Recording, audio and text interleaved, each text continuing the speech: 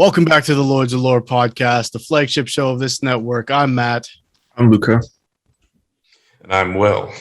And we are the Lords of Lore, the podcast for all things fantasy and sci-fi nerddom. Today we are going to be reviewing and discussing with spoilers the Green Knight, the fantasy film by the studio A24, director David Lowery, obviously starring Dev Patel and Joel Egerton and Alicia Vikander and stuff like that. Fun stuff.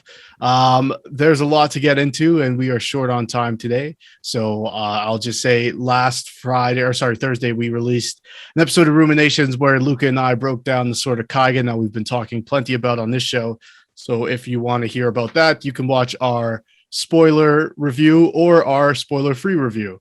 Both are available. So check that out. And this coming Friday, there's an episode of Unabashed with special guest Maya. We talked all about Legend of Zelda. Really cool interview. So check that out as well. But without any further ado, we're going to be skipping our first two segments today. So sorry, Luca and myself. But we'll get straight into it with Will's Wondrous Wisdom, wherein Will brings us some wondrous wisdom. So you actually studied this poem in your studies when you were in school. I was trying to, actually, I was just scrolling through all of the.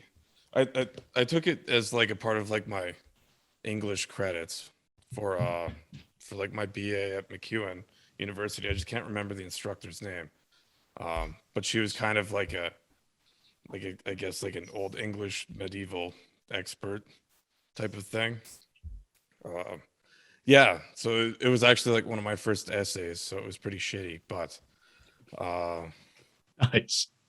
It like the interpretation that when we covered it, the focus wasn't on I actually, so like just as like a side note, so like one of the interpretations I read about the Green Knight film was that it was kind of more of like a man versus the environment kind of thing, which we see with like the journey and stuff like that throughout the film.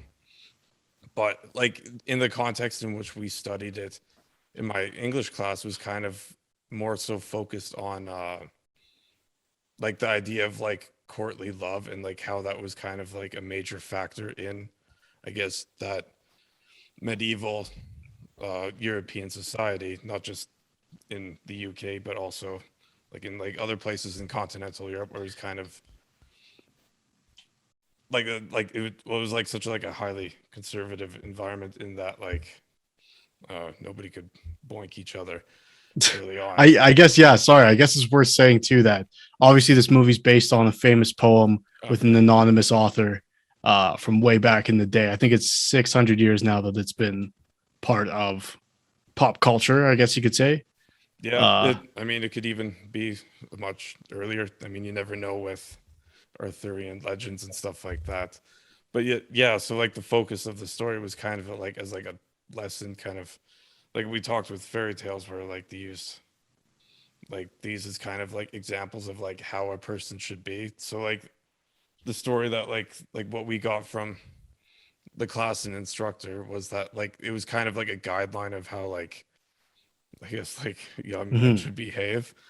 So like you have like it's kind of like all these like knightly aspects that we see throughout the movie, different challenges, and then and like how like that was kind of like the standard of like how knights should also be. I know like in the story like Gawain pretty much like succeeds, whereas like our boy Dev doesn't really. Yeah, so but I haven't read the original poem, so I'm going off of what I've read about reviews and stuff online. But what the directors said, sorry, keep bumping my mic. The movie is the inverse of the poem, in that in the poem, Gawain or Gawain, however you want to say it. In the movie, it's Gawain or even Garwin when King Arthur says it. But he fails all of his challenges until the final challenge where he succeeds, in quotation marks. But in the poem, it's the inverse, in that he succeeds all the knightly challenges until he gets to the end, he fails.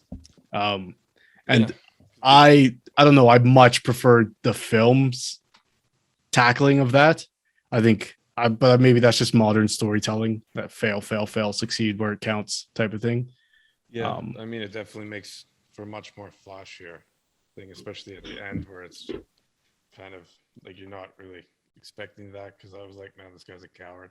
Um, just like from like knowing like the OG story. Okay, so let's fucking dive into this because uh Luca, you're the first one of us to watch this movie. Mhm. And your initial thoughts were, I thought it was great, but it was really confusing. Yes. I mean, not like super, it's just like moments that I didn't understand. Like, for example, the moment right behind you, yeah, like the giants, that was really cool visually. And right. like it was a spectacle and I really enjoyed it, but I didn't understand. Or maybe I just don't read into it well enough. No.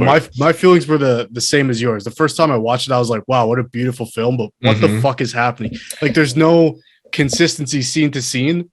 And like, you know, we see things like him lose his axe and then he gets it back without any explanation of how it got there. And like things like that to me were like the initial like flag, like, hey, the things we're seeing are not as they happened. This is like a unreliable narrator type of thing. But honestly, like the first time I watched the film, I was like, what the fuck was that? Like, I enjoyed all of it, but I don't know if I understood any of it. And so then I went online and was like, what do other people think of this movie? And that's when I started to be like, oh, and then I still had like the rental for 3 days. So I watched it again. And I think like the first time I watched this movie, I would have given it probably like a 6.5, like super beautiful, but like hard to follow. Really? And like my subsequent viewing of the film, it's like a 9.5 now. Oh, like, wow. This is one of my favorite films in the like since like maybe Blade Runner 2049. This is like I hold these like to the same light.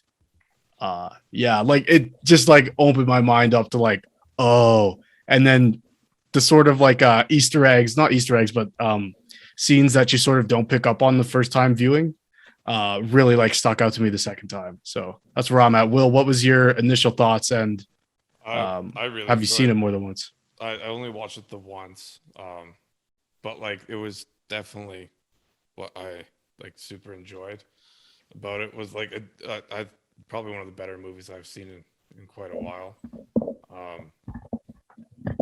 Yeah, I mean we could talk about all the different points that I think. I guess all like the different instances and stuff like that, like for the axe and like what it kind of symbolizes and all of that. I definitely do kind of like the modern interpretation because again, I took it as more of a like I don't want to say like environmental, but it was kind of sort of, but not really at the same time. I see. I didn't take it that way at all. I took it as man versus himself more so in that. Well, are you going to be honorable as knights should be, or are you going to like cower and you know take the easy way out of things or do things for the wrong reasons?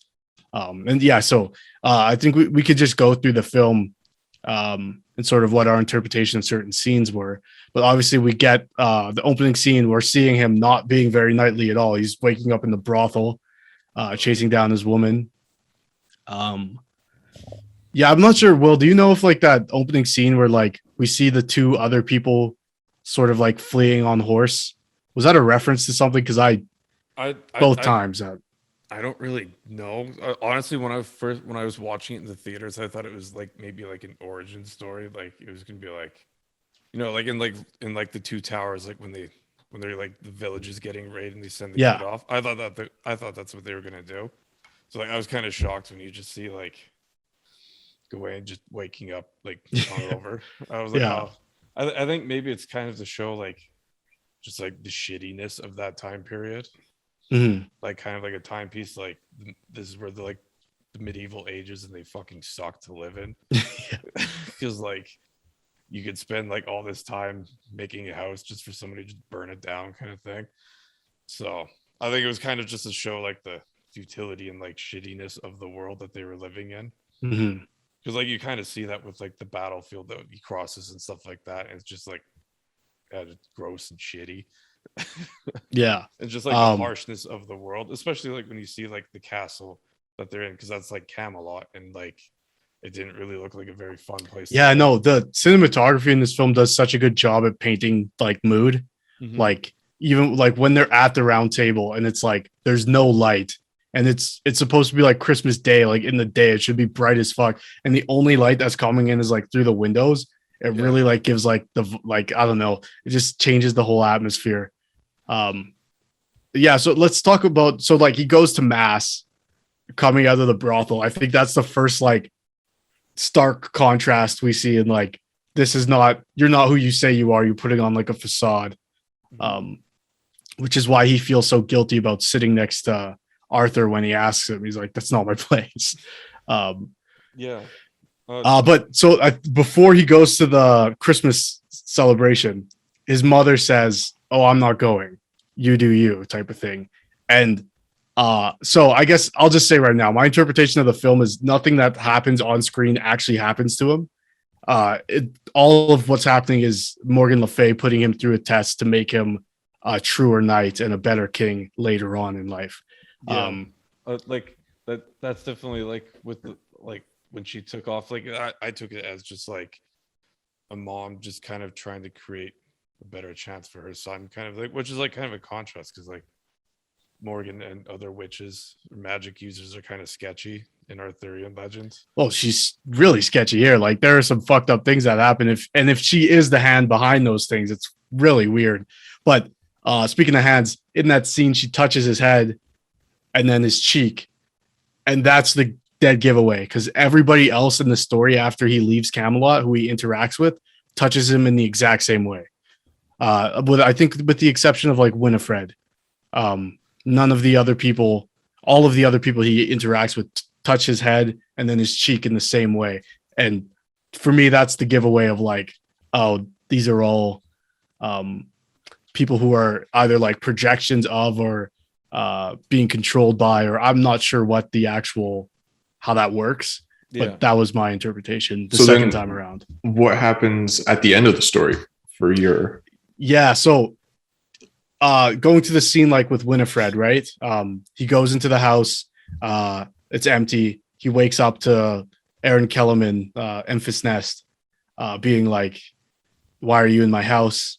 And this is sort of, again, there's this theme of like failing the challenges, and there's like the, what's it called, Will? The 5-point star of knightlyhood or whatever. I don't really.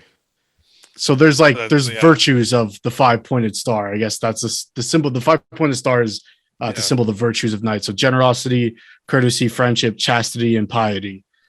So he's failing them as he goes throughout the whole story. Obviously, the opening scene is him failing chastity. He's in the brothel. This is an example of him failing courtesy, going into somebody's house and sleeping there uninvited. But he was so courteous when she appeared. Yeah, but only when he got pressed on it, when she asked, why are you in my house? And then he goes, oh, I'm so sorry. I guess, but like a true knight would have slept outside. Like that's sort of the interpretation I got. Okay. And then, but he doubles down on it when she turns out to be a spirit who was killed by a man who tried to like assault her, and she fought him off. He chopped off her head and threw it in the nearby spring. But she asked him to retrieve the head so her spirit can be at peace.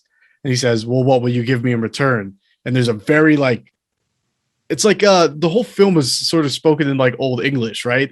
And at this point, like, I don't know if it's an intentional thing or just like the actress, like the way she said it, but it's very like stark, like how someone today would say it. Like, why would you ask me that? Why would you ever ask me that? And you're like, oh shit. And he's like, oh, okay. Like it's not fucking D&D where it's like, I will grant you 3 wishes. It's like, hey, do this thing because it's the right thing to do. And he's like, well, what's in it for me? Okay, that's another failure of courtesy. A true knight would just jump in there, no questions asked type of thing. Yes, that 100%. But the bed, I was like, that house was so run down. You would not assume somebody's living there. I would sleep there, like in that creepy but I'm forest. Not a knight. But yeah, what I was saying before is that she says to him, and when he retrieves her head and brings it back, and then it turns back into like her actual face. She says to him, "The Green Knight is someone you know." And there's instances where Morgan Le Fay, I think before he leaves on his journey, And I think one sort of flashback or something else, she references him as my little knight. And at the end of the movie, obviously, that's the same sentence the Green Knight says to him. Well done, my little knight. Now off with your head, type of thing. So yeah, that was my interpretation. Was yours different, Luca? I mean, I took it more literally. I mean, I have only seen it once and I haven't read any analysis of what it means symbolically, but yeah, I took it more literally. Like, I watched and I was like, yeah, he dies at the end. Like, that Green Knight chops his head off. Yeah, that is how I. Yeah, sorry, go ahead. No, I took it. Maybe I fell for the filmmaker's plan, but like I took his sort of flash forward vision before, like, you know, the scene where he runs away and he then sees like life unfold. Yes. Like I took it more like that's what his mother wanted, like without her actually knowing what would happen. Like she wanted him to be king. So like she set this up and she gave him the sash, and like holding the sash is when he was failing all those knightly tests and when he ran away facing the Green Knight. So the sash for me is fails piety and courtesy, and at one point in the film, in the Lord's house, failing chastity to have to do with we talked about it. Sorry, baby, but the green belt stays on during sex. But yeah, because like, so my interpretation is Morgan Le Fay is the fox throughout. So like in this scene behind me with the giant, he asked the giant to, you know, basically take him to the Green Chapel. Can I fetch a ride on your shoulder? In so many words. And it's the fox who like sort of tells him to fuck off. And you'll notice in the scene, like the fox lets out a howl and the giants respond in turn. Almost like there's a sort of language or understanding between the two. And there's a lot of references in the movie to like older magic, not being outside of Christianity. The Green Knight is as ancient as I am. I think someone in the story says that as well. Might even be the fox, or as wild as I am. So it's this sort of concept of like, if Merlin is like a wizard, Morgan Le Fay is more like a sorceress or like a Oath of Ancients type of old magic, druidic magic type of thing. Yeah. That is making a lot of sense to me. That's yeah. So like, from what I remember, like from the OG, I guess, story. I don't know. Well, I mean, there's so many interpretations and retellings, right? But yeah, because what like the way that I remember, like when I was taking the class, was that like the Green Knight was to symbolize like Satan. Because it's kind of like, because you have like Gawain, like in the story that we read, like he's basically just like this young, like fiery, untested knight who just like wants to show everyone up, kind of thing, like the young buck of the group. Because like he is like at the time of the story, he's like the youngest round table knight, right, at the time. So he's like untested, basically wants to do his thing. So when they have like the Christmas game of like, it's basically just like a dick swinging contest to see like, yeah, you can hit me as hard as you want, but I get to hit you back like exactly the same amount. So that's why he chops his head off, because he's like, I'm not a bitch, I'll get my head cut off too. Yeah. So then I took that in the movie as like fear, like he's like unproven and experienced, so he doesn't even listen to the challenge. He's just so eager to get going, and he's like, well, if you're giving me a free shot to kill you, I'm gonna take it. That's what I should do, right? And no one sort of, and there's a scene of is it Guinevere? Yeah, that's the name of the queen.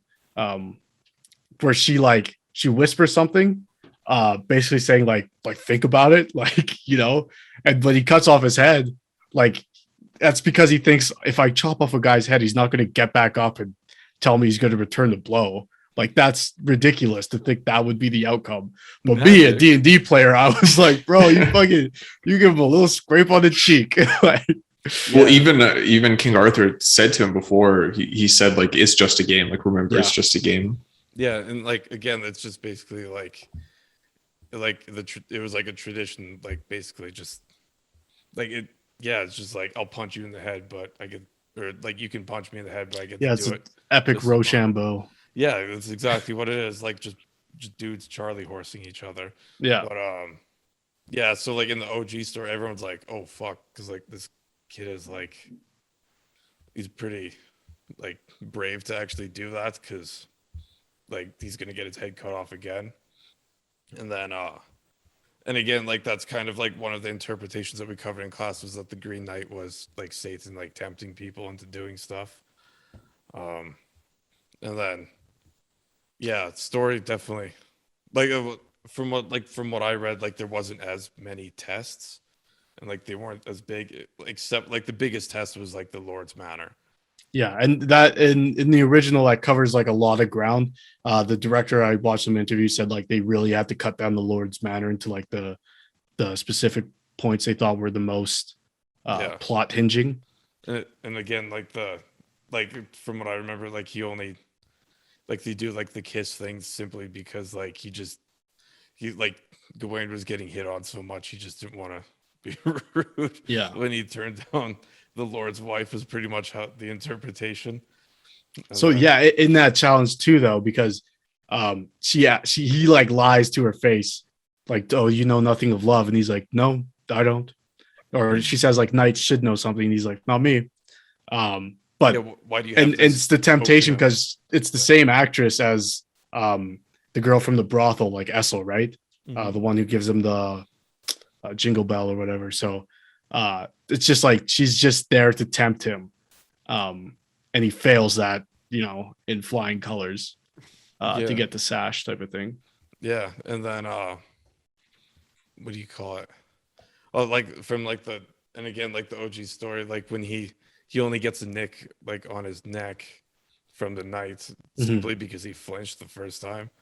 Like he only flinches once, and then he's like, "Okay, fuck it, like let's go." And then the Green Knight just like rips off his helmet. It turns out to be the Lord, and he's just like chuckles, and he's like, "I just basically like 2 for flinching kind of thing." Yeah. And then like he basically like rolls up back in Camelot, and everyone's like, "How'd it go?" And like basically everyone's like chuckling, and he's like, "What do you mean?" And he's like, "You do realize that like nobody is actually this serious about knighthood. Like we're all kind of shitty." Yeah. But like we still like these are the things that we strive to be, but like good on you for actually like succeeding in it, which is kind of like we didn't really get to see that much of like from the other knights, which I thought was kind of different. Like I mean, well, you do, there's that one shot where everyone just kind of like backs away and they're like, fuck that. Yeah. I think the only other knight we have as like a contrast to him is like Arthur. And the one scene you get it sort of, he like bigs up all the knights, I am the luckiest among us because I'm amongst that whole speech. Just fantastic cinematography and this acting, everything. But then when the Green Knight shows up and he's like, though my will earns to fight you, my body will not follow, but surely one amongst us type of thing. Among us. Yeah. Do you guys want to break down like specific scenes or like, or like all the trials, or how should we approach it? Because I could talk about this for a while. I remember some of my favorite scenes, like first in that trial, or the first when the Green Knight shows up. Obviously, the Green Knight looks awesome, practical effects over CGI every day. But when he pulls out Excalibur and like the light, like it's like the only bright scene of like the whole movie, pretty much. Oh, and okay, yeah, Excalibur, super cool. But what I love is films that like don't hold your hand and like, hey, don't tell you, like even like the glance to Merlin when the Green Knight first shows up, and like you as like obviously like Arthurian lore is pop culture at this point now, but just like the turn to him and like the red sort of effect they sort of put on his face, the lighting technique, and he's just like, nope, I don't know. And it's just like, it's just so well done. It's like, oh shit, it's Merlin, but not by name. And even like I was looking at the credits when the movie finished, it was just like old mage or something. It was very like vague. They don't name, or like even Arthur's name, just king, queen. I thought it was like super cool. And like just the if you're like someone who knows about Arthurian lore enough to know like Excalibur, like him, like I need a sword. He's like Garwin. It adds it. I was like, oh shit. I was watching with my girlfriend. I was like, oh shit. She's like, what? I was like, it's Excalibur. She's like, okay. Like, oh, the fuck cares, man? Big ass nerd. But yeah, that's what I'm saying. Like that way of showing it, like the light. Yeah. Like that's for the people that know.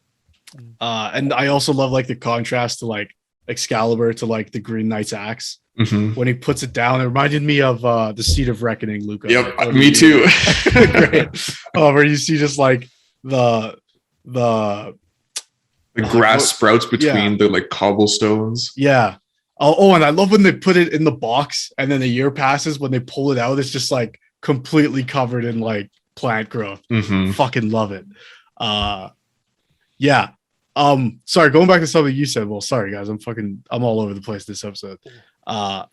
As the Green Knight being the interpretation of like the devil, I totally disagree. The Green Knight to me is the earth and nature, basically. Yeah, I mean, definitely for the, like I guess for the film version. Yeah, like, and that's what I kind of meant by environmental. Like it was kind of like you have like this Grim Reaper type character that's basically there to kind of remind people of like I guess like climate issues and stuff like that. That's how I took it. Yeah, and like, even in that like monologue from Alicia Vikander, like the lady of the house, she like goes on about how green always consumes. It always creeps in around the edges. We try to scrub it off the cobblestones, and it always comes back. Like such a good monologue, but like also like so symbolic of like the whole story. Like even like that scene where he like sees himself like as a skeleton later on. Yeah, that shot was very long and slow. Like I don't think it would like I what I liked about it too is that like there's multiple, I guess, just like themes towards it. Like I don't think like the environmental interpretation was like the main thing, right? Which was like kind of cool, like how they managed to blend all of this stuff in. But definitely, yeah, like you get to see all these big ass storms, and then just like I guess man in this idea of wilderness and stuff like that, which I thought was like pretty cool. Yeah, going back to that scene at the round table, super fucking sick. The way it's intercut with Morgan Le Fay and her, I think, daughters or sisters casting the spell to summon the Green Knight is so perfect. The director David Lowery said like that scene alone took him like a year to edit. He just kept coming back to it, just like making it perfect. They were actually the Morgan Le Fay part of that scene was actually shot after the movie had wrapped. They're like, we need something. And then it just, I don't like, for me, I was like, that vision is so concrete of like the two parallel scenes happening at once. I'm like, I can't believe that wasn't part of the original script. It's just so good. Yeah. And like it shows like that clash of like, I guess, Christian Europe versus like paganism. Yeah. Like, which is kind of like the base of like all Arthurian myth and stuff like that, right? Yeah, because he's talking about in that scene like, oh, the Saxons bent the knee to us, and now they run like babes in your presence or whatever. And she's like doing the pagan ritual thing. It's super cool. Yeah, because like OG Arthur is like a Breton, which is I guess like a subgroup of like the Celts kind of thing, hence where we get Britain from. And then Saxons were earlier, like an earlier group that came from like Northern Europe that migrated like a long time ago. So like that's kind of like how it is. Like that's definitely how like I was able to tell that he was Arthur, just because like that's kind of like there's a lot of like Arthurian myths and stuff like that in the more to do Arthur, where they have where you have like clashes with all these other groups and stuff. Yeah. So, like and like it was just like cool to see like this like secret like pagan ritual that's going on, and like they did like such a good job at it, because like it was kind of like the way that they showed it, it was like so like foreboding and like scary and kind of like hinging off the unknown to like make it look like, I guess, so like awe-inspiring. I don't know. Like I thought it was fucking cool, but it was also like kind of like terrifying, and like you could see like how like serious it was, kind of. Yeah. Compared to like just like the like cold and like bleak nature of like how like Camelot is and stuff like that. Yeah.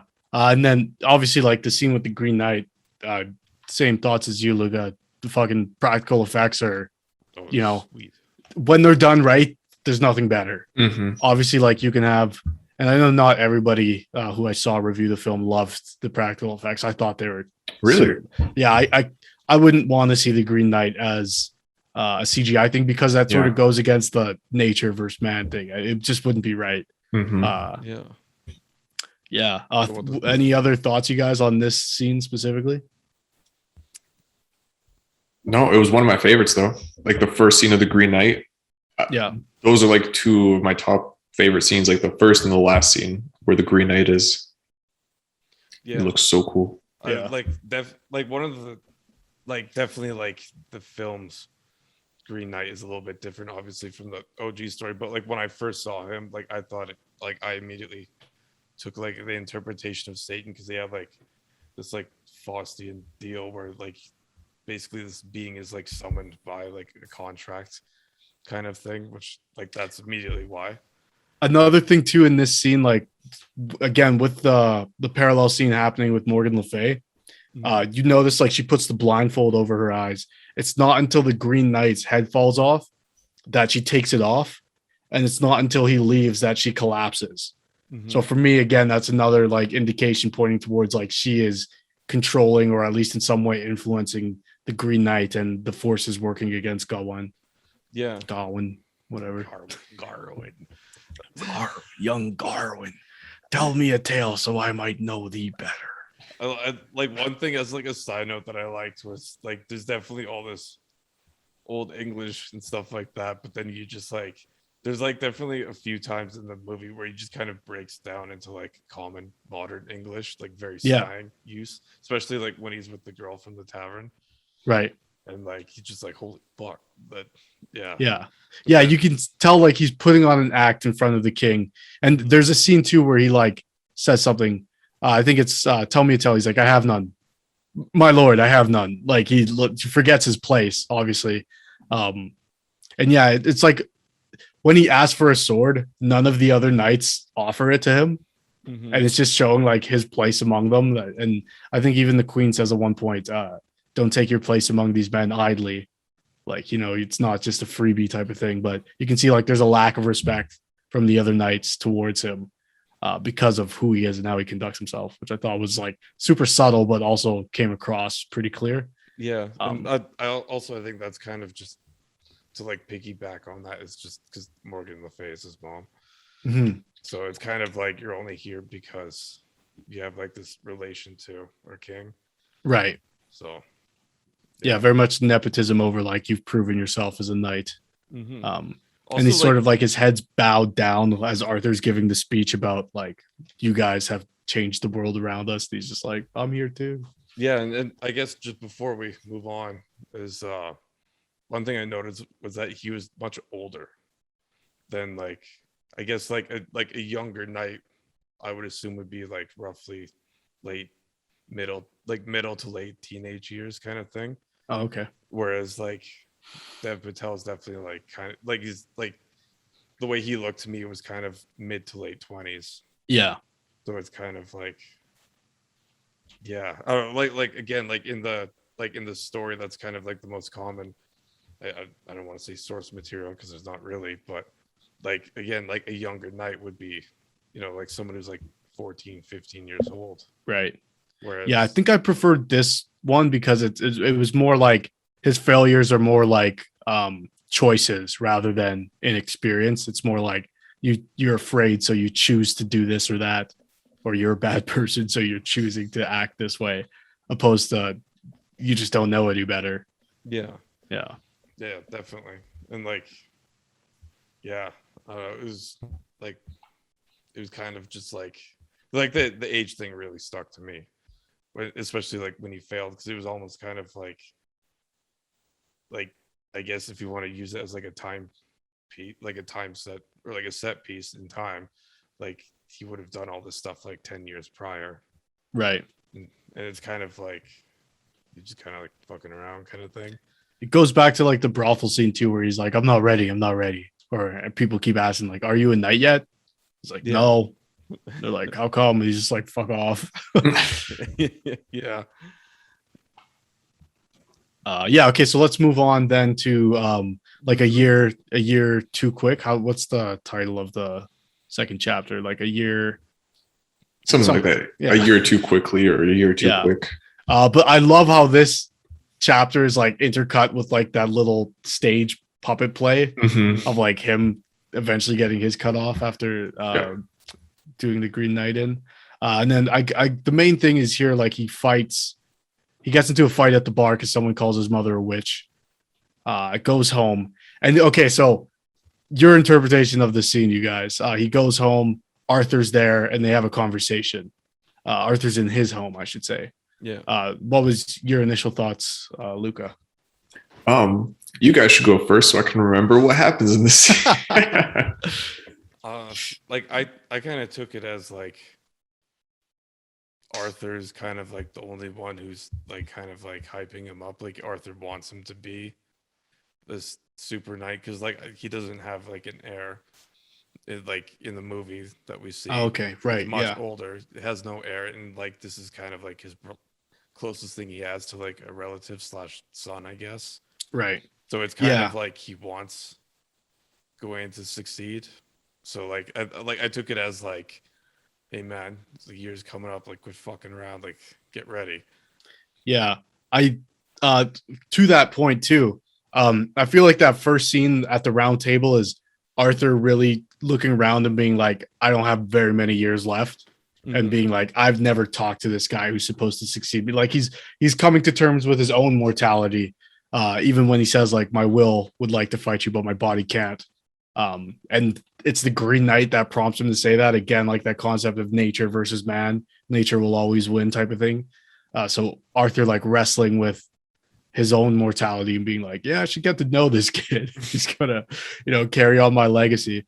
But for me, this scene, and I could be very wrong on this, I don't even think Arthur's present in the scene. I think again that's another projection type of thing by Morgan Le Fay.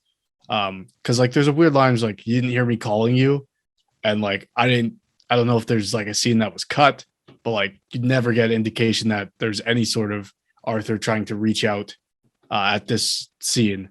And then Arthur cleans his face because he's got mud on his face from his fright, but touches his head in the same way, back of the hand to forehead, then open palm to cheek as he cleans his face, and then says to him, is it wrong to want greatness for you?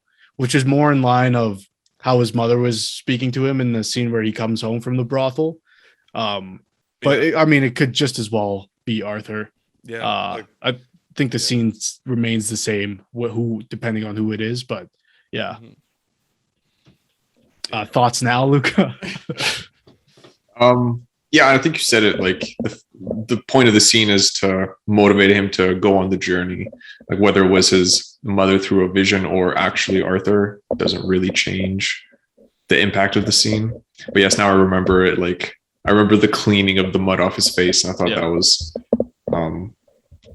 just like my vibe of the king until that point was like a little, maybe not villainy, but just like really dark and moody. And that was like an intimate moment. Yeah. I was like, huh. So I guess that could point more to it being his mother. Yeah, I like this scene because it was like, yeah, Arthur's just a guy at the end of the day. Like, yeah. And they never even say his name. It's like, yeah. Yeah. Just my lord, my king, my worship, or whatever the fuck. I didn't see I didn't notice the hand thing actually. So like again, that's kind of like I was kind of taking it as like, again, this is like Arthur's nephew and he just wants them to like succeed and like kind of like live up to the standards kind of and like be good and not shitty.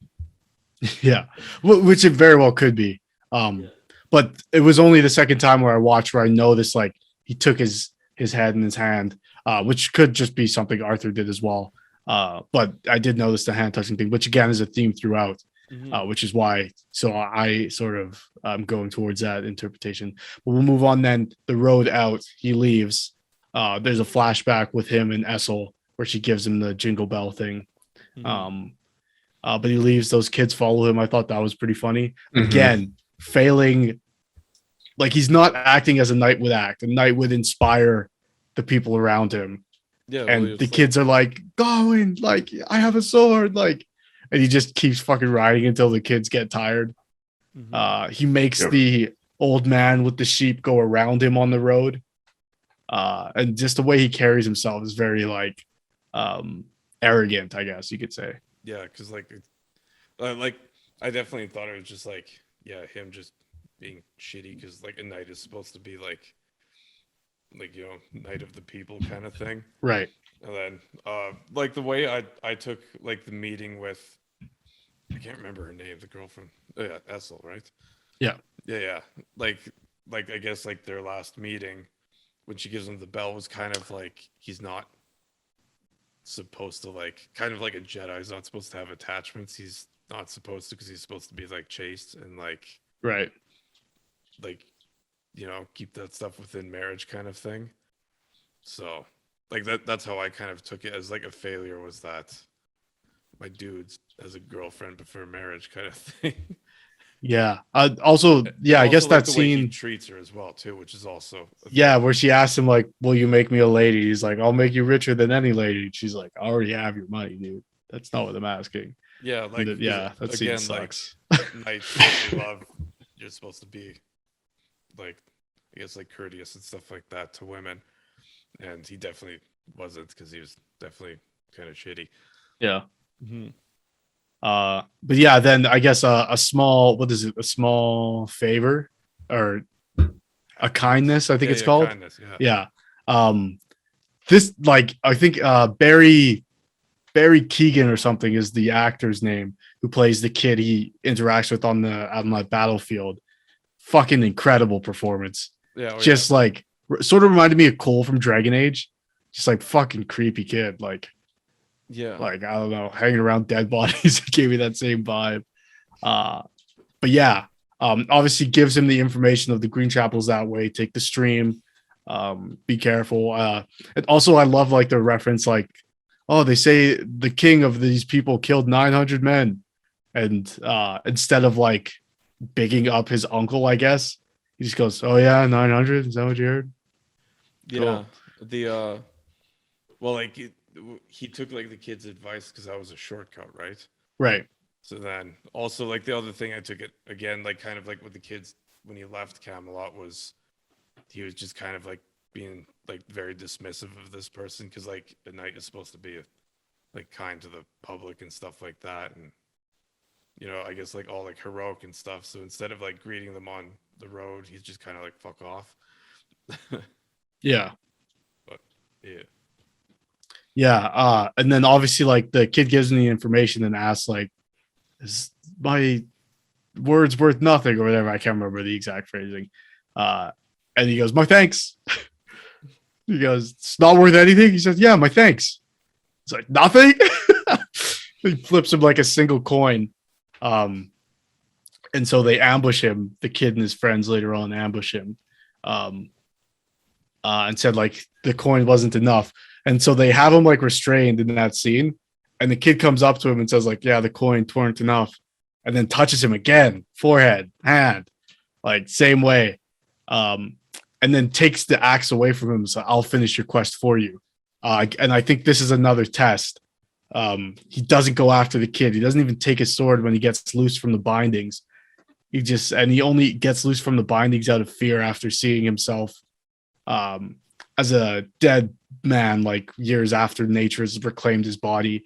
Again, I think this is similar to like at the end of the movie where we see like that flash forward what his life might look like. I think this is the same trickery, like scaring him into action type of thing, or at least influencing his actions. Whereas like a knight who doesn't have a witch as a mom wouldn't have the same courtesy type of thing.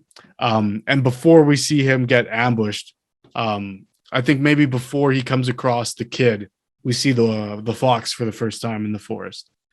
And so for me, again, the fox always disappears right before he interacts with somebody, almost as if like the fox and the interaction he's having can't be there at the same time. So again, there's another indication for me of like they're the same being, type of thing. See, like I kind of took it as like the fox is obviously like, well, like I took it as like as Morgan, but merely just like I guess setting these situations up and not actually having full control. So like Gawain still has like the agency to make a decision. Mm-hmm. Like she's kind of like setting up the stage, like, okay, what are you gonna do with these people, or like how are you gonna act? But like ultimately the decision is yours. So Right. and like that's kind of I kind of took it, but I didn't really like it didn't occur to me of like the fox or Batman and Bruce Wayne never being in the same room together. Type of thing, yeah. Because even like when he leaves the Lord's house, he goes, "Oh, by the way, I found this fox. You know, the fox that led you here and then disappeared as soon as you walked in the door.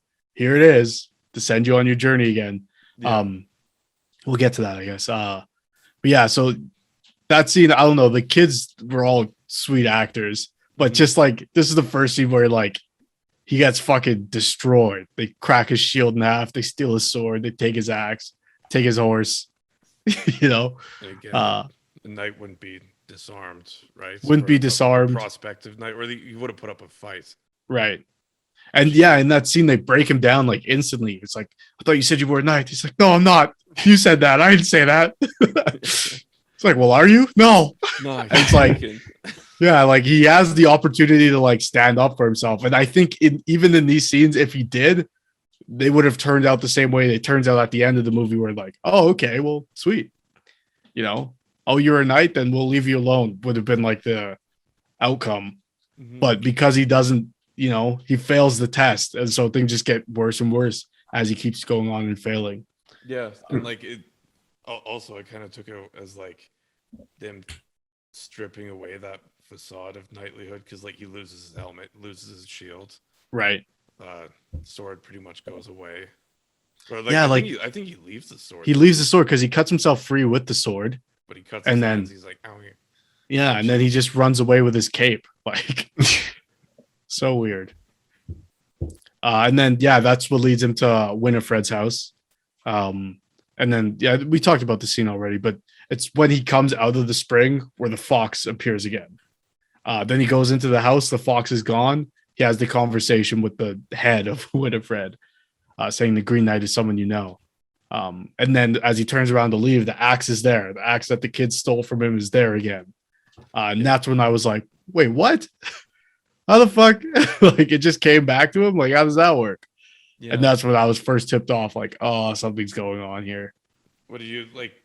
I guess as a side note, like, what did you think, or I guess interpret the axe to be or mean? As like a yeah, I think like the axe in general was sort of like, again, the blow you do to me will be the blow I give back to you, which is more so like nature. As you take away more from nature, there'll be less to house yourselves with, basically. Just like the way we see our own world. The more we take away, the less, like the more pollution we're creating, the less world we have to live in.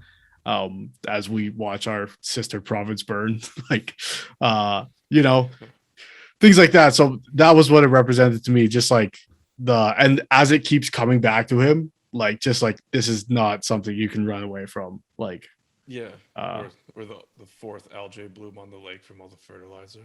Yeah. The reason why I mentioned it is because like I read an interpretation. This also goes to the OG story, but like it's kind of like the burden, like similar to like Christ and his cross. Oh, okay. Like when he has to carry it. Mm-hmm. So, like, that's kind of how I took it, is because like he does struggle with like the weight and the size. Yeah, no, for sure. And then when like the kid he says, I'll take this for you and carry it for you, similar to there's a story of a man who carried the cross for Jesus for a little bit before he got like stoned to death or something. I can't remember the story. But yeah, he carried the cross. Yeah. And like again, like I'd never thought of the Batman Bruce Wayne thing. And like the way I was seeing it was like this was his mom basically be like, hey, like time's ticking. This is like what you're supposed to do. Mhm. Like get at it kind of thing. So like it was kind of just like as like a reminder and just like setting up the chances to continue and stuff. Just move the Yeah. Oh, story I along. should say it's also worth mentioning with the coin being not enough, fails the test of generosity. Fails it also with, you could say courtesy or generosity for failing it with Winifred. Um, yeah, I also love this actress. She's in Marvel, Falcon and Winter Soldier. She's in Star Wars as Memphis Nest and Solo. And now here, she's just showed up in like so many cool, nerdy things. I just love her. Yeah, and like also just another failure of knightlyhood because, like I guess just like not having like common sense. Like you see somebody just like looting a battlefield and stuff like that, like casually and just like instantly naively trusting them to like Yeah. get out of like the work that you're trying to do, and then you get schmirked for it. Yeah. Yeah, and then from here he goes on to like the cave after he leaves Winifred's place. And he starts throwing rocks at the fox for the fox to get away. I guess yeah, it fails the virtue of friendship. Fails it again when he at the end of the movie where he tells the fox to fuck off. I didn't like you anyways. What a dick. Or that's also yeah, and just his failure of just being kind and respectful because it's like nobody's watching and like that's how he acts kind of thing. Exactly. Yeah. Like yeah, and especially again with the kids, like with that scene where he first meets the kid, to like when he's alone, you notice like the whole demeanor shift. yeah. Go just passing through here and there, sometimes there, sometimes here. Especially then, with like you see it a lot with like people who are like less like social status. Like because when he shows up to the Lord's Manor, he's like super polite and like knightly, I guess, and like acting like I guess like a part of that noble class. But when he's like not around them, he's just like fuck off. Yeah. Yeah. Luca, any thoughts on Winifred's place? That was okay. Yeah, no, I kept forgetting like the scene where he asked for something as like a major failure of his character. Yeah, that was bad. But that was a scene that confused me. Like it just came out of nowhere. It was just like, but again, yeah, like thinking about it as just test after test, then it makes sense as like a consecutive journey. Mm-hmm. Oh, okay. There's one thing the kid says too. After they ambush him, he goes, "Tell me the truth. Is there even a chapel?" He says, "You're in it."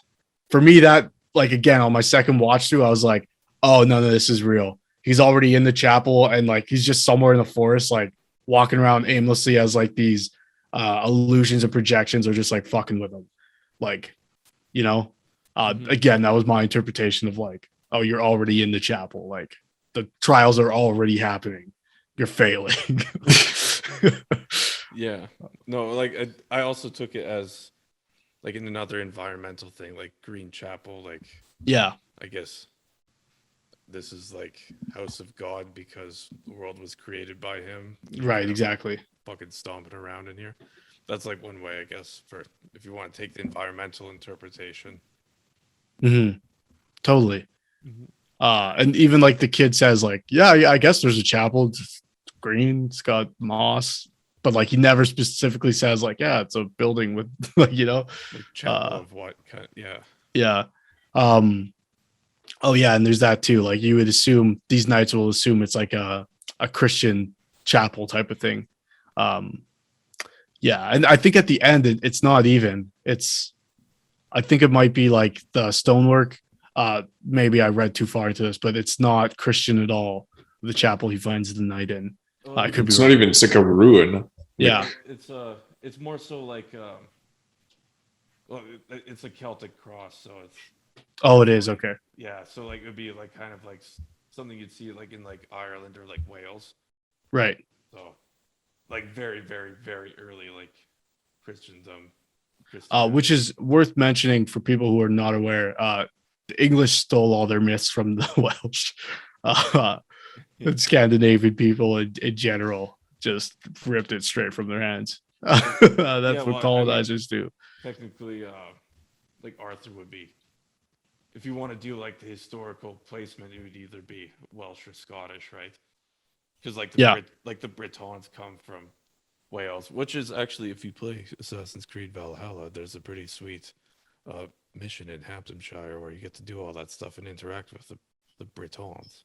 nice. Um, yeah, and then from here again, it goes into the giant scene. We talked about that a little bit too.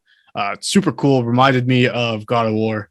um, spoilers for God of War, which we talk about a lot on the show.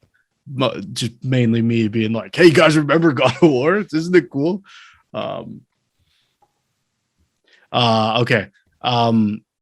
So yeah. Then we go on to the giant scene again. I thought it was the wolf again, being of that old wild ancient magic, being like, "Don't help this guy."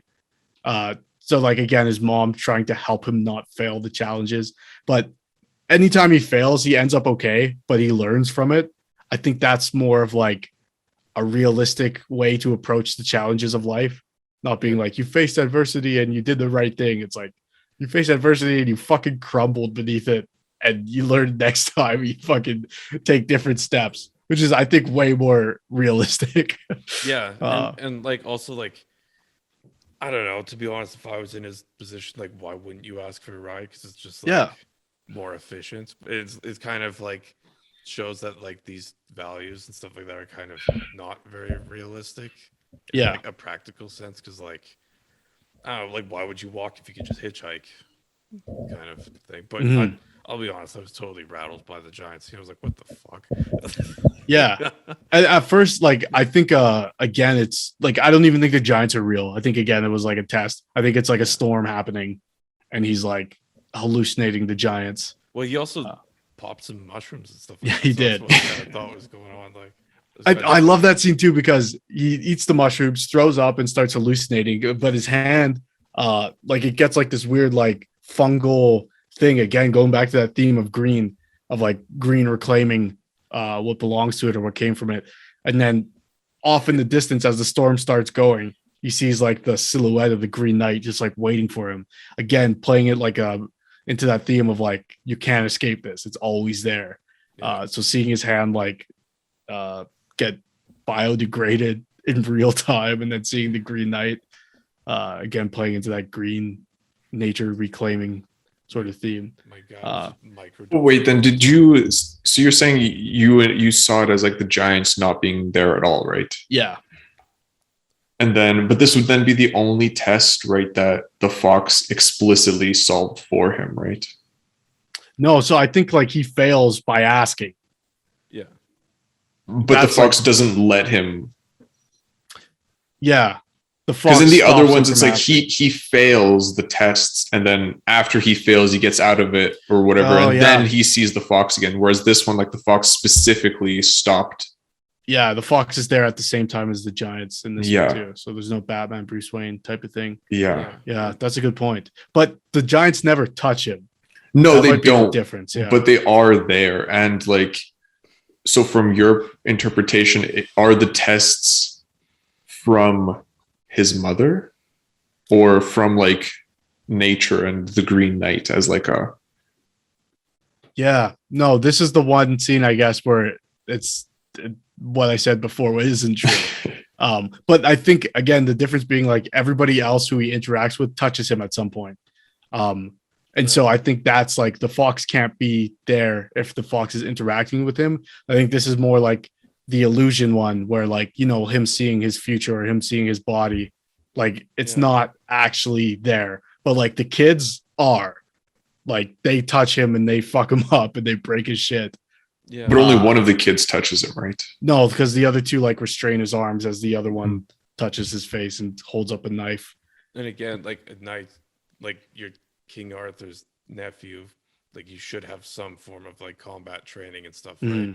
Mm. Actually, one thing I noticed about the Giants that I was super confused about, that I just remember now was like, did you guys notice that like the Giants all had like feminine bodies? Yeah. I did notice that one was even like nursing a baby. Yeah. So I don't know what that meant. So The Mother Nature, maybe. I oh, don't yeah, know. good That's point. the lamest interpretation, but probably accurate. I don't know. Yeah. Which is yeah. I know that there's like a lot of like giant myths when it comes to like Welsh and Irish stuff. So I don't Yeah. know. Maybe it's just he's so far. Maybe he did cross over into the realm of magic and stuff like that in like this old world. Yeah. Yeah. Because hmm. Yeah, and then from the Giants, the next trial I think is the Lord's house. Yeah, hold up though.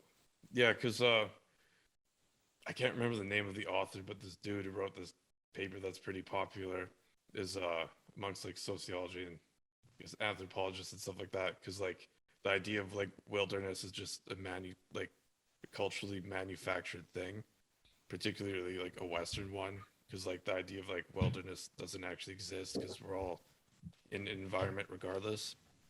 So like maybe it was kind of maybe he did cross over somehow at some point. Like maybe when he crossed the stream, he like entered this old world kind of thing, and like they were kind of using this idea of wilderness because like after he Well, I takes think off, that's what the Green Chapel's supposed to be, right? Like the kid says, you're already in it, type of thing. yeah, and like because you don't really see people, like it's not like a populated area, like he's out in the middle of nowhere, and he's just getting smacked around by storms and stuff like that. So he's kind of like a I don't know. He's kind of I don't really know what I'm saying right now, but he's kind of like maybe he had like this idea of like the journey, like oh I'll just take this road and I'll end up there in a couple of days, like Right. in 10 days or whatever. But like maybe yeah, like I don't think his character like Gawain in the movie he like underestimated like I guess just the world because he was growing up in the like in this urban area and like the idea of like I guess just being outside like the wilderness was just I guess more of like a foreign concept. Yeah, and I think that's important to Morgan is showing her son the wild is what should be feared. And again, so there's like you probably know more about this than I do, Will, but that Morgan Le Fay was a former apprentice of Merlin, but then they split and went separate ways. Him going more like the wizard sorcerer route, her the more druidic sort of route. Yeah. So I think they're in that like her splitting and being like more of like wild magic type of thing is important to her and to like put her son and like this is the right way, going this way. And so just to jump forward a little bit to the Lord's Manor, there's I think a painting in there where you see like men chasing animals through a forest, and then there's a man on a horse.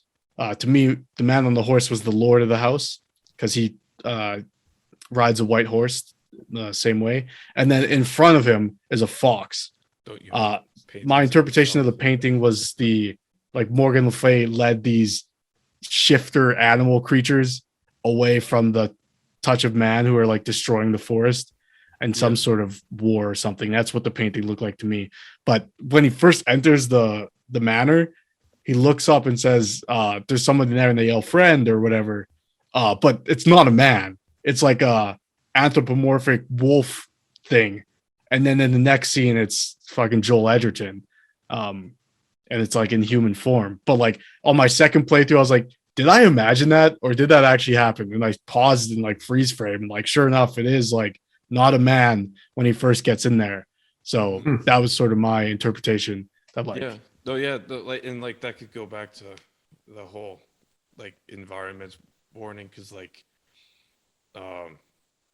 you have like again like this guy growing up in the city, like protected basically, or just like under like this iron grip of Christianity and stuff like that, and we think this is like this is the world and stuff like that. We don't really have any cares about like what's going on outside of it, but then like when you actually like leave these areas and stuff like that, it's just like it's like almost like a different world, but it's also just the same. It's just kind of swept under the rug and not as important. yeah. So that's like kind of one way I took it, especially. And then the Lord says something too, where he's like, this house is strange. Like you never know what you'll find in here. Because again, this is another challenge he fails. The Lord makes an agreement with him. Everything I catch outside, because he's a hunter, I'll give to you, and anything you find inside here, you give to me. And Gawain's like, what could I possibly give you from inside here that's not already yours? He goes, oh, you never know. This house is strange. Yeah, go ahead. Yeah, we'll just pause here. By the way, Luca, Will's good till 7:15, in case you were wondering. Cool. Sounds good.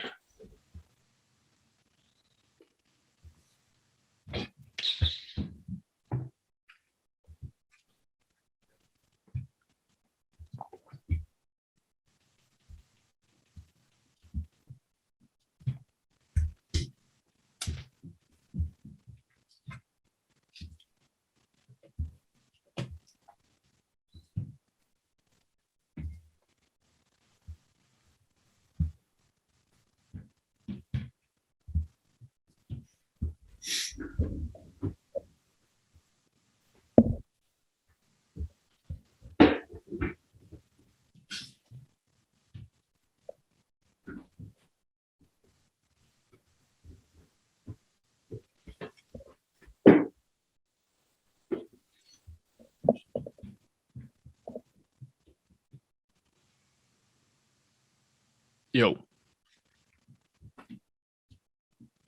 Okay.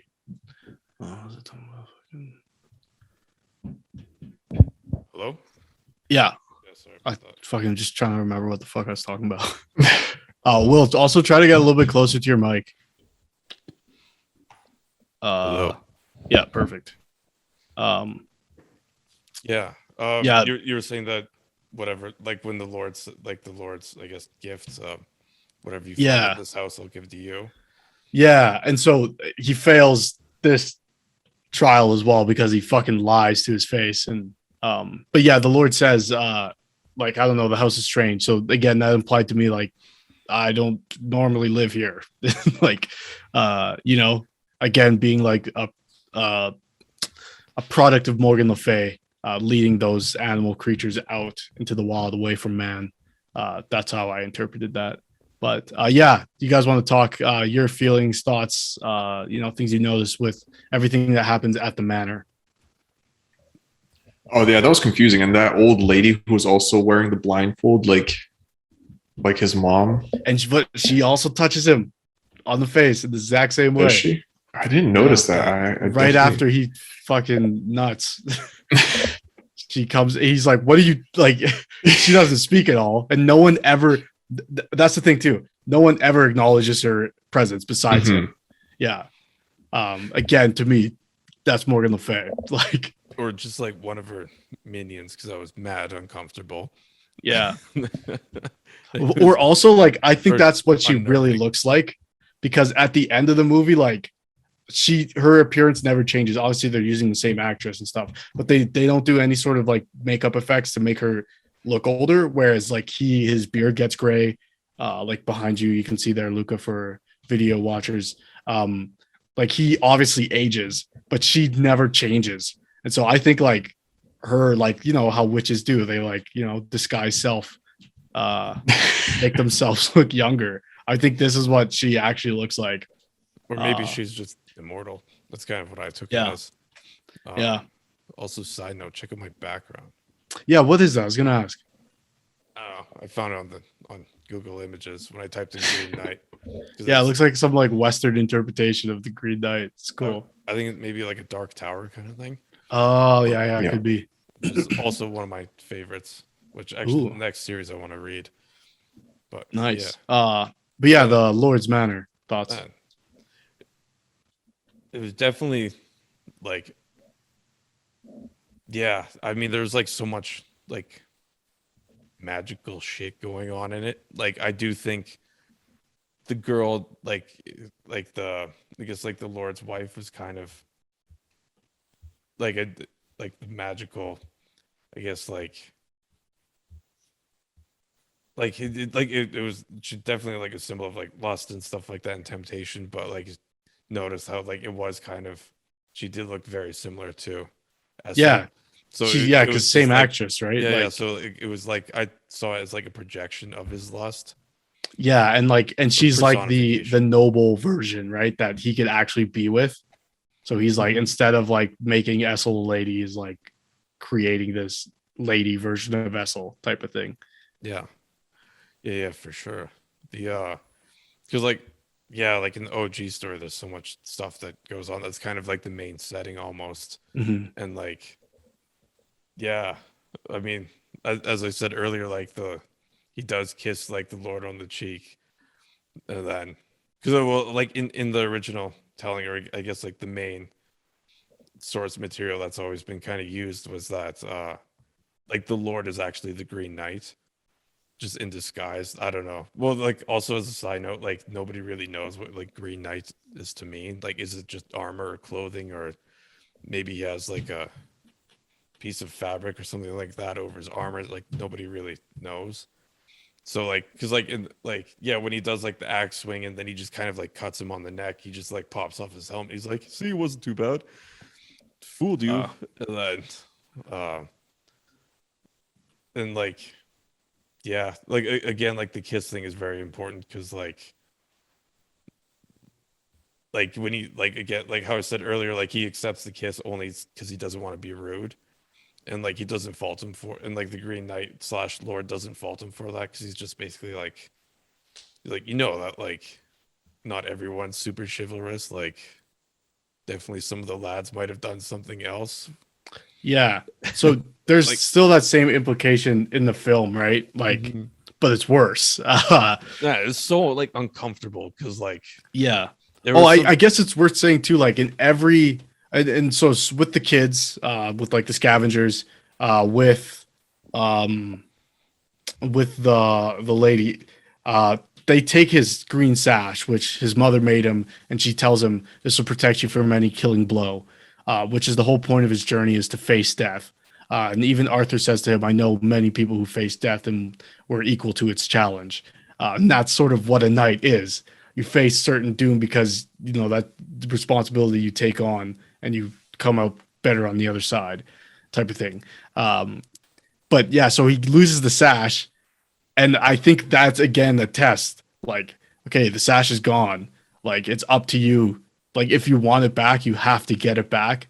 And getting it back is a failure because getting it back means you're too afraid to face your own mortality, which is like the point of the story.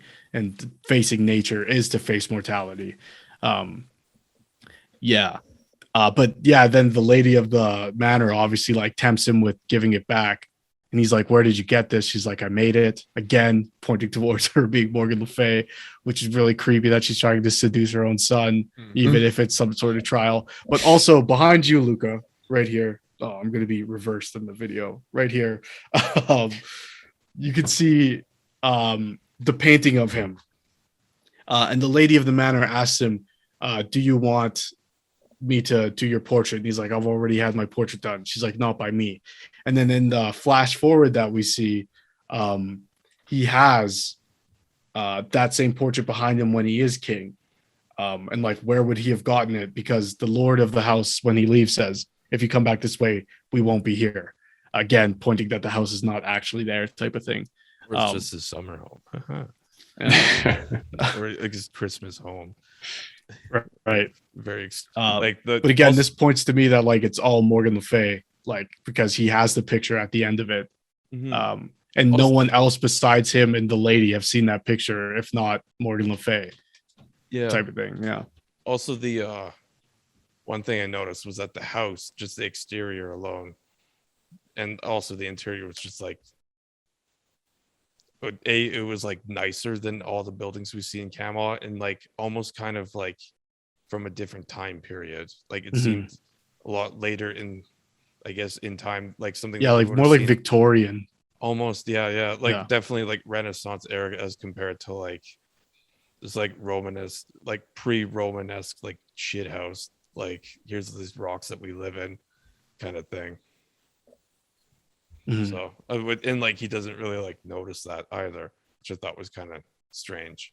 Yeah. Like it was like if you want to do like the environmental interpretation, it's almost like kind of like the time period in which we would have seen like romanticism for like in like I guess in like poetry and stuff like that time period where like everyone was like obsessing with like like kind of like during the Victorian era, like there was a major popular theme of like writing about I guess like nature and stuff like that. Because like when we look at like 1800s like UK, like you just think about like London, just like this like industrial era, like smog and like kids working and stuff like that, and like Right. the world is so bleak. And then you have, and like so it was like very popular to write about like the historic time of like when like the UK Isles were like just like this like lush forest area and stuff like that. So like the house just seems so like out of place to me, like the manor. Yeah. Again, which I think points towards it being more of a force of nature or conjuration type of thing. Yeah. Yeah, obviously, like going back to the sash, again, he's tested after he leaves the house because she tempts him, the lady of the manor, with the sash, says, I made it. And he can get it by sleeping with her. She's sort of asking, like, why didn't you come to my chambers? He's like, I can't. She's like, well, I'm here in yours, type of thing. And he knows he should say no, but he doesn't. And that's sort of, symbolized with the sash. And then she, mounts him, and he, they have intercourse for a brief moment before he ejaculates all over the sash. Yeah. Like, was no, it, like, what, like, because we talked about it after my first watch. I was it like, yeah, the green belt stays on. But then I watched it again, though. She's like fully on top of him. Like they're like face to face. Yeah. See, like it sounds like super weird, but like I thought he just like did it, like he was like trying not to do it, then it happened, and like she wasn't actually like, nothing was. Could very well be. Yeah. That's how I saw it the first time too. And she says like, after, like, you're no knight, and like you can take that as like get on my hands, are you serious? Like, control yourself, my dude. Like, what the? But I took that more of like her being like, you failed your test of chastity. Honestly, I took it both, like almost both ways. Like, yeah, it didn't seem to me like they were like actually having. Yeah, the first time I watched, I had the same thing, and then when I rewatched it, I was like, I guess it could be, but they don't show. It's not egregious at all, so it's not like yeah. I think they only show the result. Yeah, and then you obviously see like him with the sash with the exactly, and that's why I thought, because it's like he's holding the sash. Yeah, and then I see what you're saying. This is protecting me. No, so like as a side note, I watched it with a friend. He actually fell asleep. He woke up when that happened. He was like, "Yo, what the fuck?" I thought it was just like kind of like an over the pants kind of thing, and then my guy just like jizzed in his We'll have to get to the specifics of the ejaculation. And then that's how he failed, because like. Like there was like all couldn't this even get it out, but it didn't actually happen. And then he just, as Andy Samberg would say, he jizzed in his pants. Yeah. Gross. Also though, failing, like he's too afraid of facing the Green Knight that he can't do it without the sash. The sash is also green, so I think that's a little bit of indication as well. And she's trying to hold, like, I guess again going to that same theme of these all being tests that he's failing in bright colors. He leaves the house. The Lord stops him on his way, says, "Oh, you like stay a couple more days. It's fine." He's like, "No, I gotta go."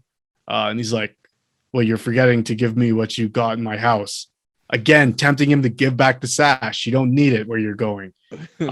He immediately jumps on him and starts doing some over the pants action. Yeah. Like, he steals a kiss from Gawain. Which I think is like more alludes to like the original poem, like you were saying. Yeah. Or that it's just on the cheek. The Lord is like, yeah, you just kissed my wife. I saw you were looking at her. He doesn't know the full extent of it. I don't know what the case was, but I don't know. But it was such like an uncomfortable and unnerving scene, especially when the lady, like the old lady with the blindfolds on, just hanging out. Oh yeah. And that's when she touches him, and then the axe is there, his clothes are there, and then he leaves. Mm-hmm. And again, after that, they have the kiss.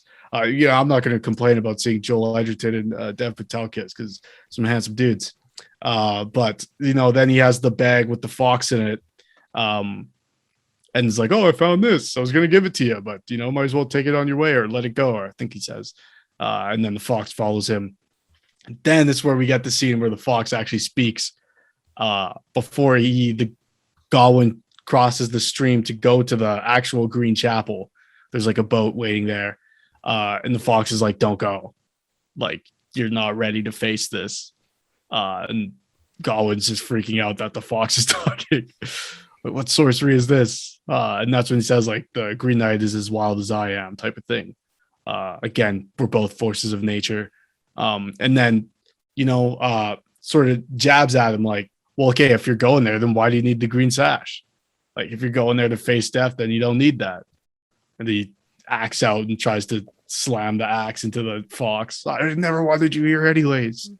But I guess, overall thoughts, Luca, on the manor and the ending of the manor, besides over the pants action and then the scene with the fox. Yeah, honestly, beyond the over the pants action, I have no particular thoughts. That covers everything. I was very confused by those scenes. Oh my god! What is the show? Yeah, getting the green sash back was another like what is happening right now? Yeah. When did he lose it? He lost it to the kids. Yeah.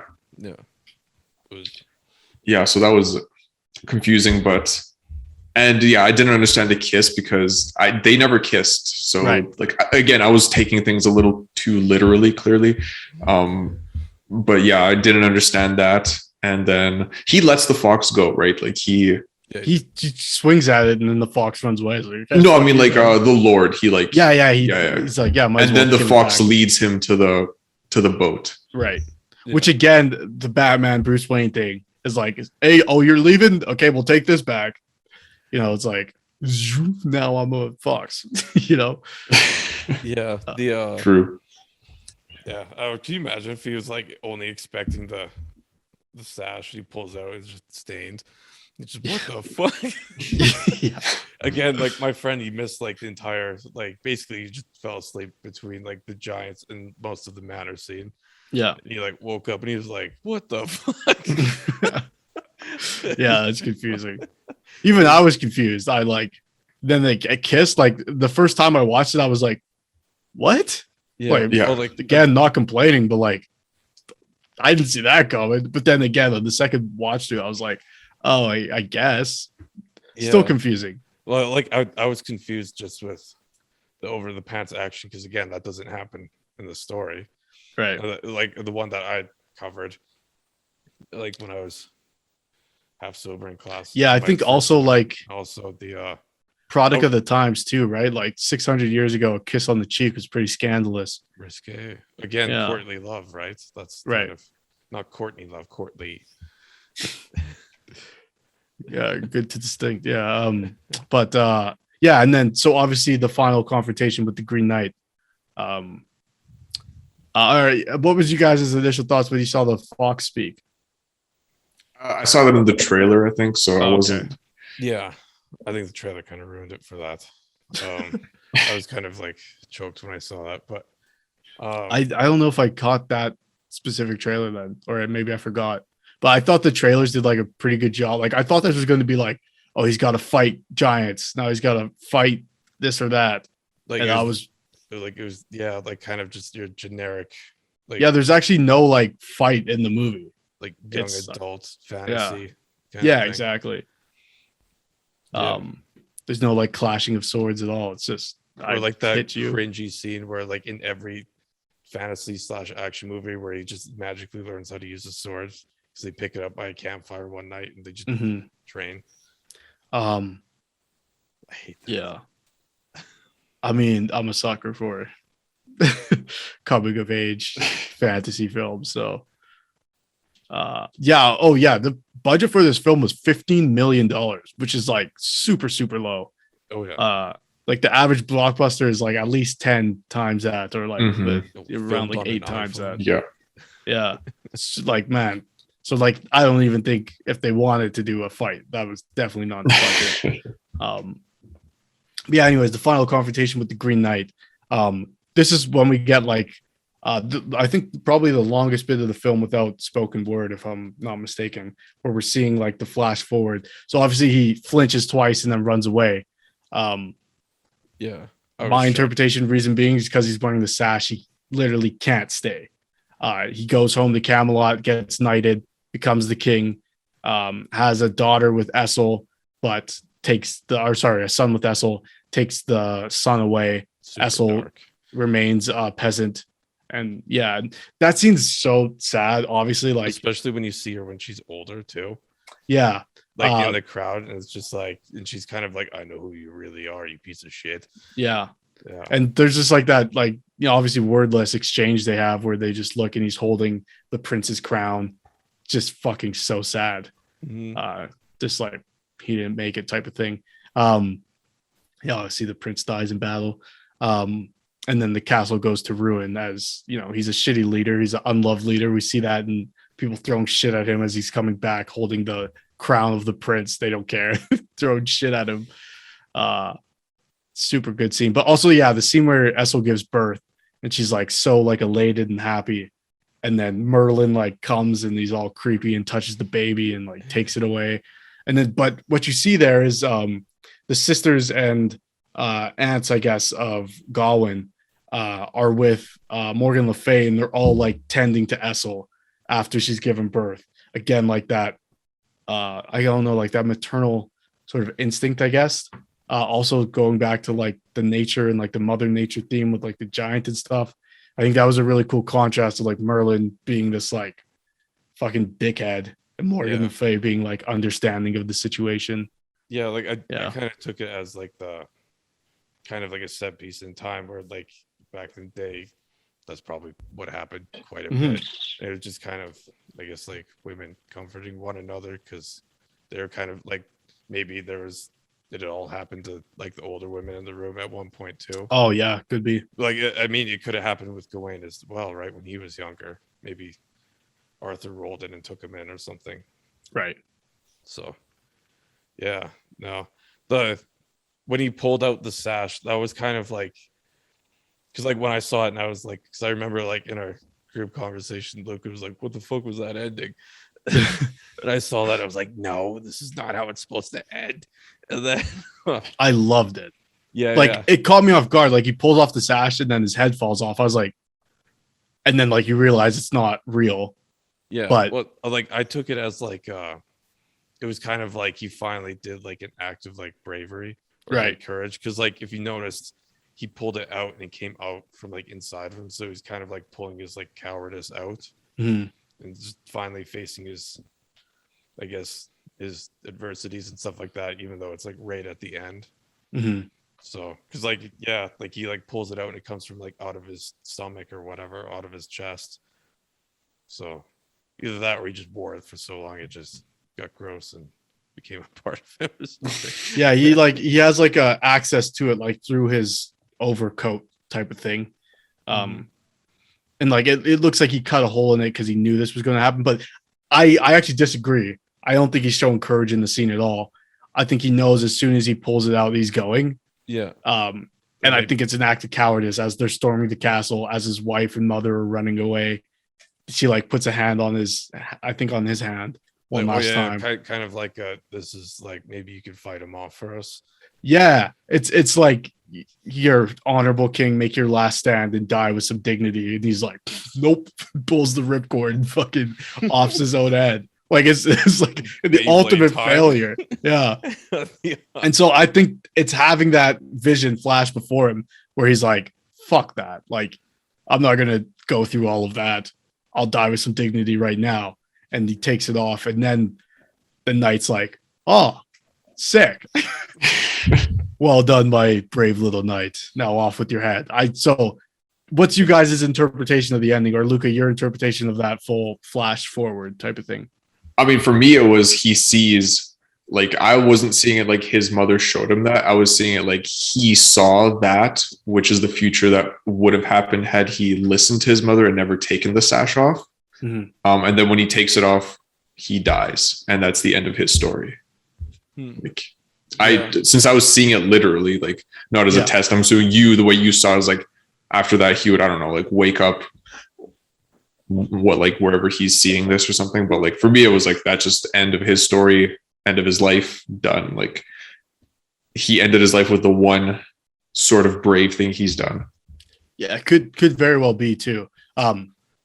I saw the bravery in the taking it off in front of the knight. I saw the flash forward, him taking off then being like cowardice. Like, yeah. But again, the first time I saw it, I was like, the fuck? Like, you know that story? It's like an urban legend people tell at campfires with the girl with the scarf and like took off her scarf and her head fell off. No. That fucking no, it's a super obscure reference from fucking Bible camp. Yeah, it just reminded me of that story. I was very confused. Yeah. I thought that scene was just like the actual story was happening. I was like, damn. This guy's life kind of sucks. I don't know, because like in the OG story, like with the sash, because that's a part of it. It like he never takes it off if I'm correct. But like I think he in the OG poem he takes it off at the end as well. Or like but like I know he carries it back to Camelot, and then everyone else like it becomes like a sign of like the Knights of the Round Table, like okay, like as like a reminder of like these are like everyone, like there's no way you could like never fail to be like this like perfect, like you can never ever be this perfect knight, but it's kind of like a symbol of like, well, you should anyways, like this is what you should like aspire to. So it was kind of like a reminder type thing. No, it was kind of, I'll be honest, I don't think he died. But did you see the post-credit scene? No. What post-credit scene was there? I didn't watch it, and I totally forgot about it until now, but I heard that there was one where there's like a girl finds a crown or something like that. So I don't know. Personally, I don't think that. I mean, obviously, it was the way I took it was that the directors just kind of made it to leave it up to everyone's interpretation. But like personally, in my head canon, I don't think he actually died. So do you think, like you're saying, like with the Green Knight, like the Green Knight doesn't actually end up killing him? Yeah, that's correct. Oh, sorry. So like a couple of weeks ago, I dropped a weight on my foot, and I just stubbed it. The bad one. Oh no. Yeah. No, my interpretation is the same. I think when he takes off the sash at the end and the Green Knight says, "Oh, well done, now off with your head," it's like a joke. Yeah. And in that scene, the Green Knight touches his face, lifts his chin up, and then goes, "Off with your head." Again, touching his face, the same way Morgan faded. Going back to the Winifred thing, the Green Knight is someone you know. That's how I'm interpreting it. So I think like at that point, it's like, oh, see, now you understand what it is to be a knight, face death, front on. So I don't think he dies then. I think he goes on to be a better king, but maybe he does die there. And I guess the point is it doesn't matter. Like as long as you face things in your life with like honor, like the result, I guess, is second. I guess maybe that's, I don't know. I don't know how I feel about the end. Even the second time I watched it, I was still a little bit like, I'm not sure. But I don't think his mom would have killed him if she is the Green Knight. So I think it was just her way of teaching him how to be a better person. Yeah. Oh, definitely, for sure. There was. Yeah. It would be funny if there was like some sort of like scrying bold and everyone just like watching this as it's unfolding. like they just have it like on a projector and they're like, come on, wait, don't fuck up this time. And that's why you get so many chances or something. Yeah. Yeah. It's at the very end where he finally passes, which again is the inverse from the poem where he passes all the challenges and at the end it's like, hey, take off that sash. He doesn't. Now, you're right. I was remembering incorrectly. He keeps the sash on for the last fight with the Green Knight. That's why he doesn't get his head chopped off by the Lord. That's why he only gets the nick. But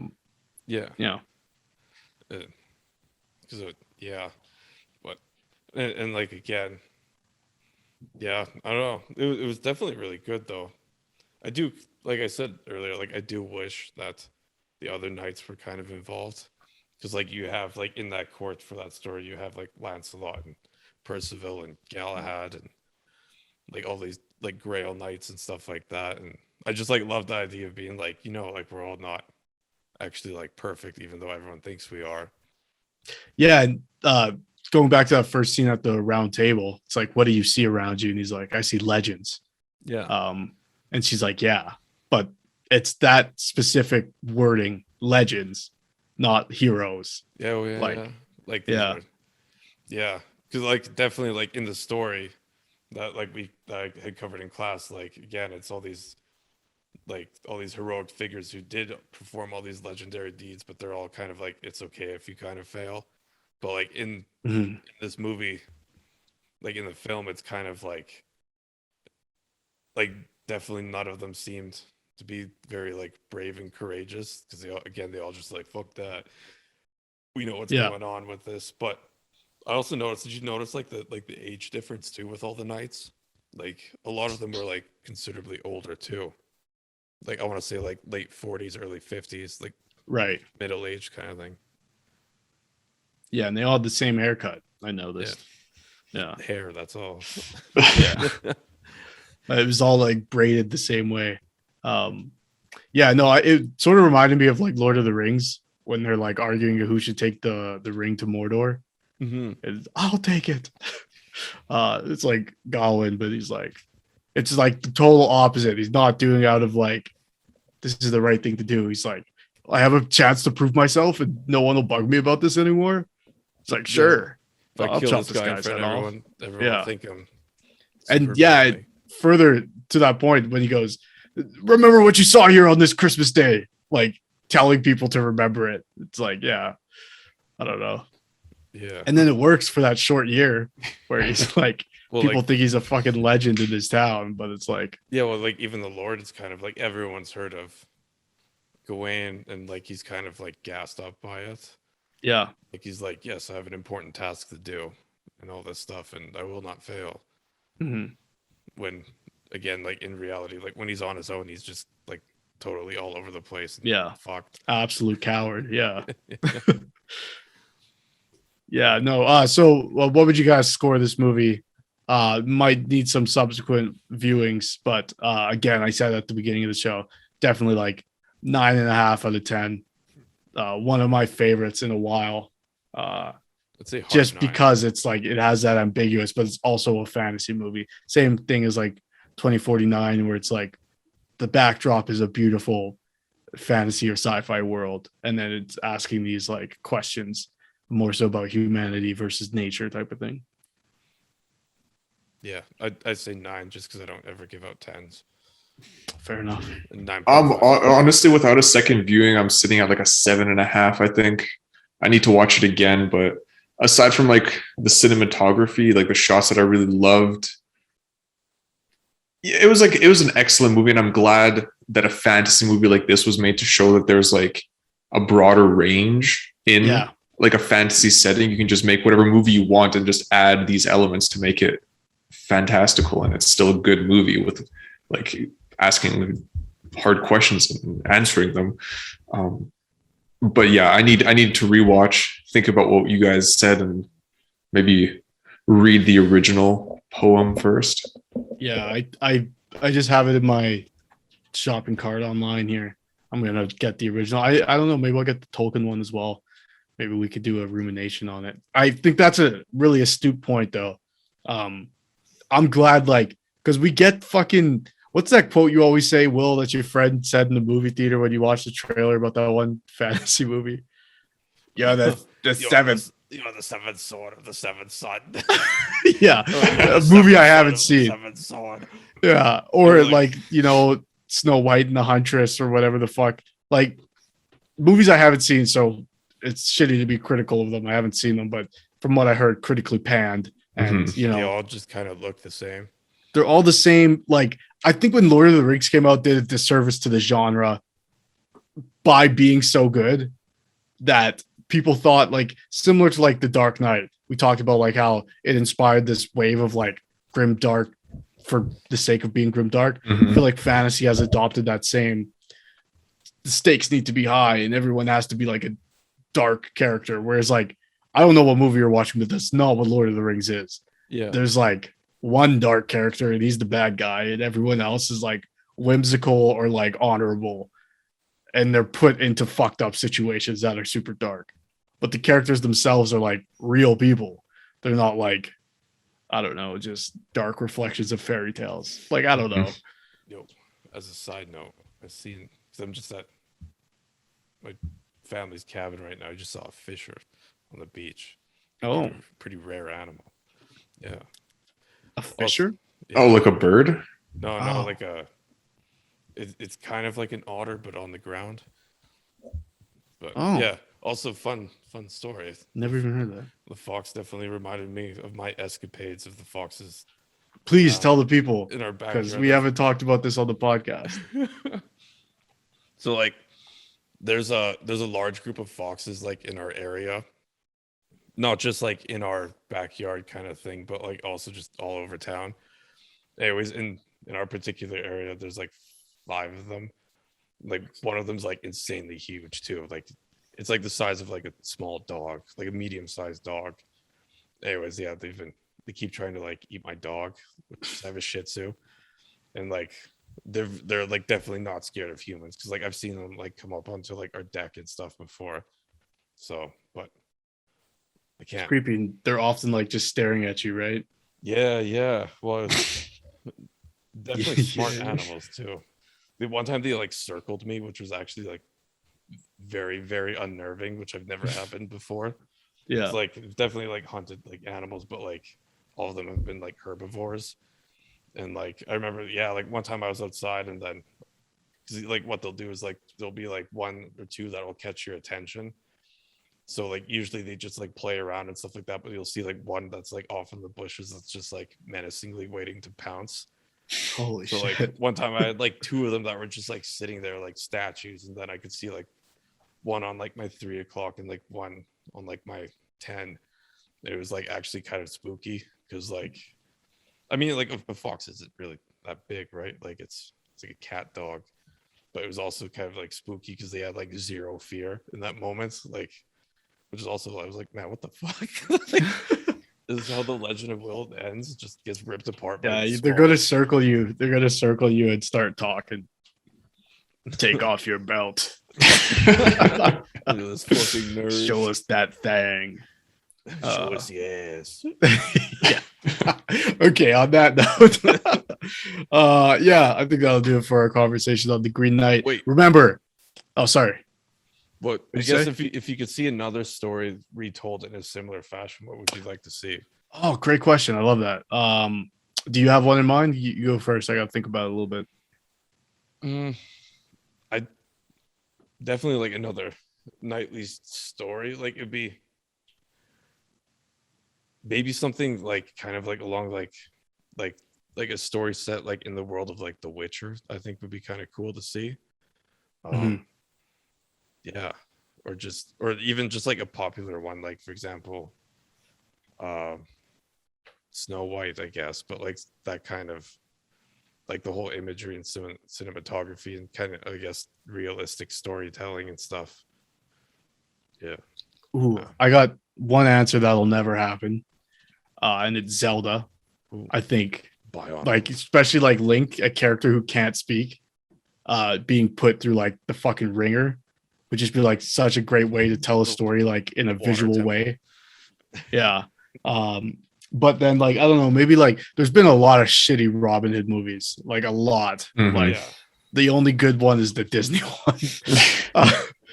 So it'd be cool to get one that's like I think they tried with Taron Egerton a couple of years ago, and like from all accounts terrible, and like the trailer was enough for me to be like, why are they wearing hoodies with zippers? Like what the fuck is going on?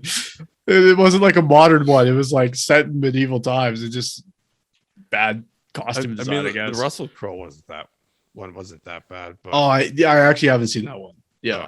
yeah, And there's like Men in Tights. I guess people love that one, but that's more of like Hell a yeah. parody type of thing. my guy Kevin Costner. Yeah, so maybe something like that. But I honestly prefer where there's like the magical aspects, or at least like the allusion to magical aspects, or you're not sure if what's being seen is real or like. I love that sort of fantasy where it's like, everything is like feels real and grounded, and then like at some point in the movie, it's like, oh yeah, fucking magic too.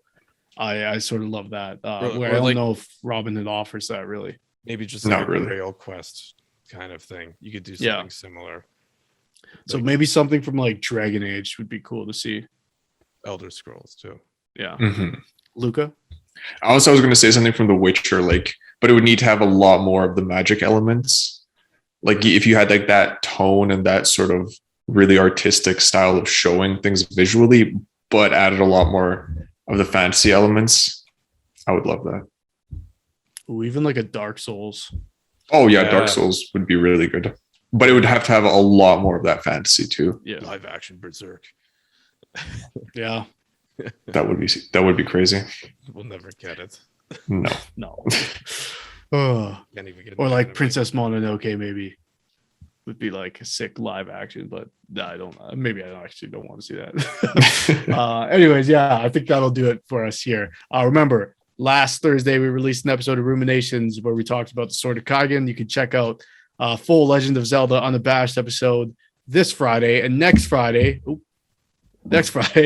Look out for Lords of Lore Adventures that we'll be recording pretty soon here. So without any further ado, I'm Matt. I'm Luca. I'm Will. We are the Lords of Lore. Yeah. I'm going to do it in a different style every Every time. episode. No consistency. No, keep people on their toes, man.